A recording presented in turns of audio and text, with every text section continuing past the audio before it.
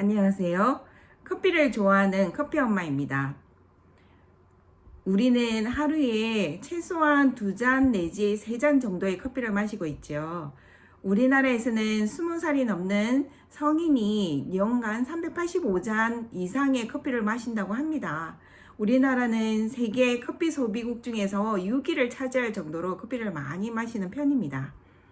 커피의 상품군도 휴대용으로 갖고 다니면서 마실 수 있는 믹스 커피에서부터 편의점에서 흔히 사서 마실 수 있는 캔커피, 그리고 커피 전문점에서 즐길 수 있는 원두커피, 요즘에는 가정에서도 캡슐을 이용해서 내려 마시는 캡슐 커피 등 다양하게 즐길 수 있습니다. 이렇게 커피를 많이 마시고 있는 커피가 건강에 어떤 영향을 주는지에 대해서 이제는 알고 마실 필요가 있습니다. 그래서 오늘은 커피가 건강한 음료인가를 한번 살펴보겠습니다. 커피에는 탄수화물, 단백질, 카페인, 클로겐산, 트리고넬린, 카페산, 구인산, 카페스톨, 카페올 등 다양한 성분이 들어있습니다. 탄수화물은 단맛을 내주는 주된 성분이고, 단백질은 커피의 향기 그리고 맛의 구수함을 도와주는 성분입니다.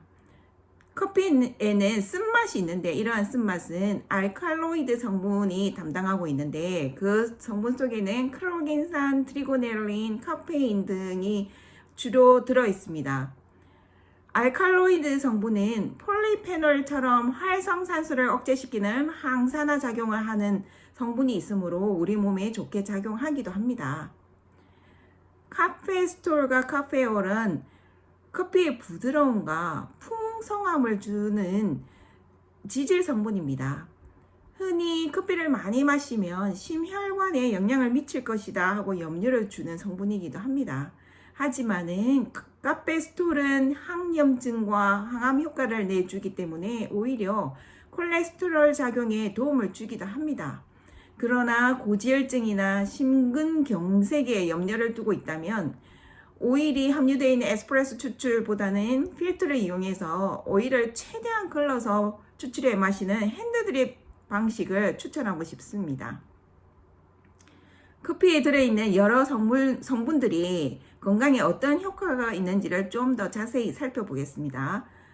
우리는 누구나 다 커피 속에는 카페인이 있는 것은 다 알고 있습니다. 이런 카페인은 각성 효과가 있기 때문에 아침에 일어나 한 잔을 마시면 정신이 맑아진다는 것을 느낄 수 있고 기분도 향상됩니다. 좋아집니다.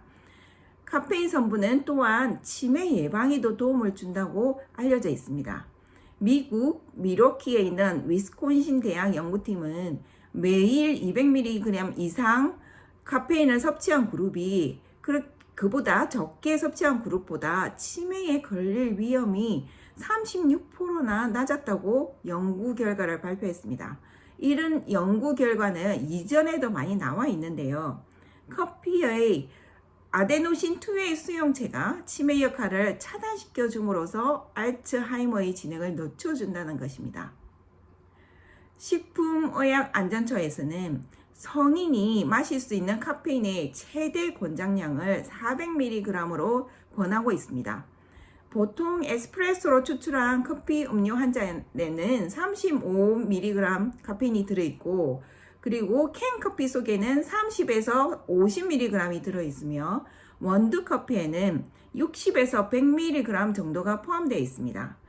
에스프레소로 추출했을 때는 짧은 시간에 적은 양을 추출하기 때문에 가장 적게 카페인이 들어가는 것 같습니다.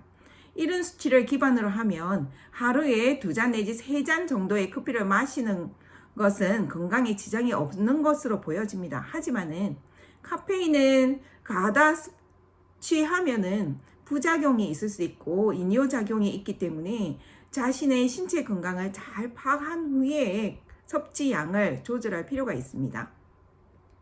또 다른 연구를 보겠습니다. 미국 서던 캘리포니아 대학 의과대에서는 하루 커피 석 잔을 마시는 사람을 그렇지 않은 사람보다 질병에 의해서 사망할 위험이 낮다고 연구 결과를 발표한 적이 있습니다. 최근에는 영국의 영양 학회지에는 커피를 하루 2잔에서 4잔 마시는 사람은 2잔 이하로 마시는 사람보다 질병에 걸려서 사망할 확률이 14%나 낮았다고 하고, 또 5잔이나 9잔 많이 마시는 사람도 그와 비슷한 결과를 나타냈다고 발표했습니다. 또한 유럽에 있는 역학연구학회지에서도 120만 명을 대상으로 실험한 결과 커피를 하루 5잔 마시는 사람은 마시지 않는 사람에 비해서 심혈관 질환의 위험이 5% 낮아졌다고 했고, 또 3잔 반 정도를 마시는 사람은 그렇지 않은 사람보다 15%나까지 낮아졌으며, 1잔 반 정도를 마시는 사람은 11%나 낮아졌다고 발표했습니다. 이 결과를 보면 커피를 하루에 석 잔 정도 마시는 것은 수명을 연장시키는 데 도움이 된다는 것을 알 수 있습니다. 그러나 이런 실험은 설탕이나 프림이 들어있는 커피를 재료로 사용하지 않았기 때문에 우리가 흔히 마시는 커피 믹서나 인스턴트 커피를 마시거나 아니면 우유를 첨가한 카페라떼를 마시는 등은 지금 발표한 실험 재료와는 다른 결과가 나올 것이므로 주의해서 커피를 마셔야 할 것입니다. 또 포르투갈에서는 심부전증 환자를 추적한 결과 카페인이 심장병 환자의 사망률을 낮춰준다고 보고하였고, 또 세계보건기구 산하에 있는 국제암연구소에서는 원두 커피는 간암, 자궁암, 피부암 등의 각종 암의 위험을 낮춰준다고 보고하기도 했습니다. 자, 커피는 그래서 폴리페놀 성분이 도움을 주는 것이라고 이들은 추정하고 있는데요. 커피에는 항산화 작용하는 성분들이 많이 들어 있습니다. 그 중에서 크로겐산이 항산화 작용하는 데 가장 큰 역할을 하고 있는데, 이런 크로겐산은 로스팅 하기 전에 생두일 때 가장 많이 함유되어 있고, 이 크로겐산은 열에 약하기 때문에 로스팅을 하게 되면 점차 사라져서 다른 성분인 카페산과 퀴인산으로 바뀌어 버립니다. 생두 상태일 때 함유량이 100%라고 가정한다면 중간볶음, 강볶음 이렇게 나누었을 때 중간볶음일 때 70%나 80%까지 크로겐산이 사라져 버리게 됩니다. 만일에 더 로스팅을 진행해서 강볶음까지 로스팅을 했다면 크로겐산 성분은 퀴인산과 카페산으로 전환하게 되는데요. 이 성분들도 항산화 작용하는 성분이 있는지 유지되어서 남아있는지가 정말 저는 궁금했습니다. 그래서 실험 연구를 한번 해보았습니다. 커피에 함유되어 있는 항산화 작용 성분이 인 크로겐산과 카페산 함량을 로스팅 단계별로 나누어서 약한 볶음, 중간 볶음, 강볶음, 강강볶음 단계로 여러 개 나누어서 항산화 작용하는 성분이 얼마나 남아있는지를 계산해 함유량을 측정해 본 결과 강볶음으로 진행하면 카페산과 킨산으로 전환되어 버리고, 카페산 속에는 아주 소량, 미량만 항산화 작용 성분이 남아있는 것을 확인하였습니다.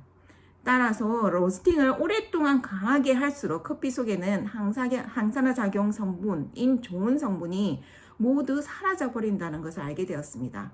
만일 커피를 마시면서 항산화 작용 성분을 섭취하고 싶다면 강한 볶음으로 로스팅한 커피는 이제 피해야 할 것입니다. 그 외에도 커피 속에는 대사작용을 촉진하는 성분이 함유되어 있어서 체지방 감소 효과가 있다고 합니다.